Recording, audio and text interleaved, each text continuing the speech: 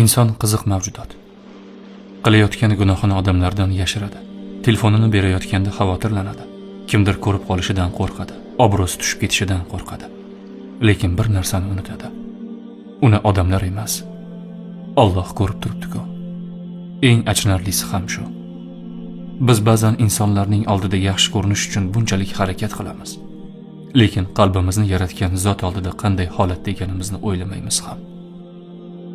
Odamlar bilib qolsa uyalamiz, gapirib qo'ysa siqilamiz, orqamizdan nima deyishar ekan deb qo'rqamiz.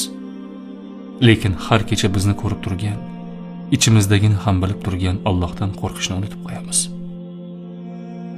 Aslida muammo gunoh qilayotganimizda emas. Muammo gunohni oddiy holdek qilayotganimizda. Qalb asta-sekin qotib boradi va inson eng xavfli joyga keladi. Gunoh qilayotganidan uyalmay qo'yadi. Umidsizlikka tushmang. Qalbingizda zarracha iymon bor ekan, bu kasallikni albatta yengsa bo'ladi. Faqat sizning nafsingizga biroz tarbiya kerak. Shayx hazratlarining ruhiy tarbiya kitoblari sizga yordam bera oladi.